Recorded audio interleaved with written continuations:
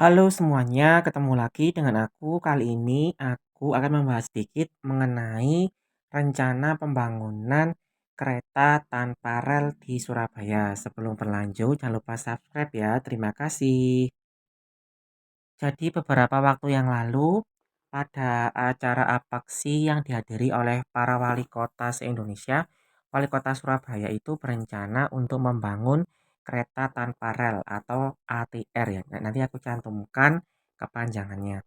Jadi ATR itu nanti akan menjadi salah satu transportasi utama di Surabaya yang kajiannya akan mulai dilakukan tahun depan dan mulai dibangun sekitar tahun 2027-an. ATR ini juga akan dibangun bersamaan dengan proyek SSRL ya atau proyek kereta api di Surabaya Raya yang meliputi wilayah Sidoarjo, Gresik, dan sekitarnya.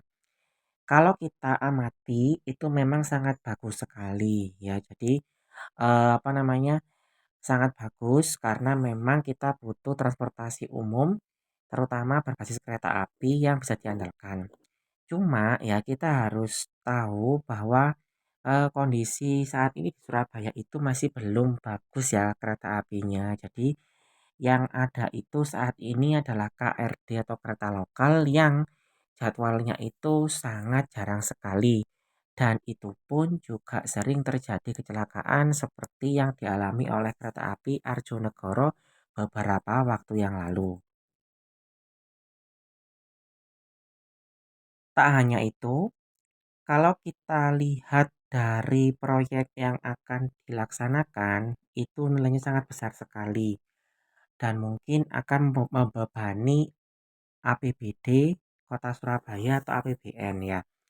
Nah, menurut pendapatku pribadi ya, ini pendapat atau opini, memang nggak salah kalau kita mau seperti itu. Cuma alangkah lebih baik uangnya itu digunakan untuk kegiatan yang lain.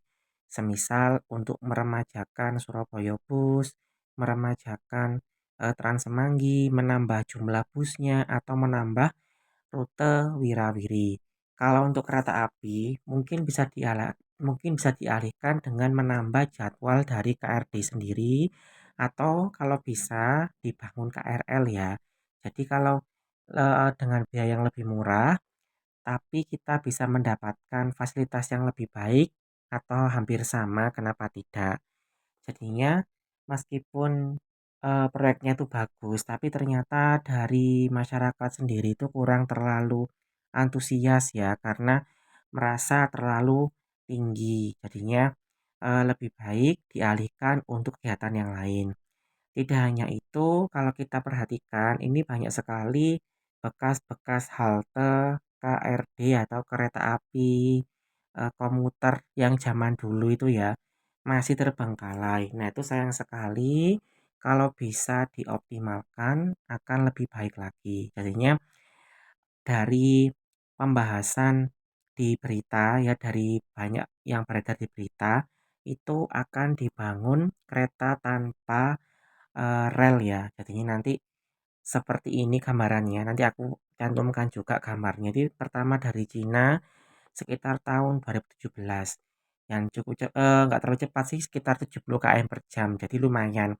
Nah, kalau misalkan nanti itu jadi ya semoga saja bisa terkoneksi dengan transportasi yang lain seperti Surabaya Bus atau dengan Wirawiri.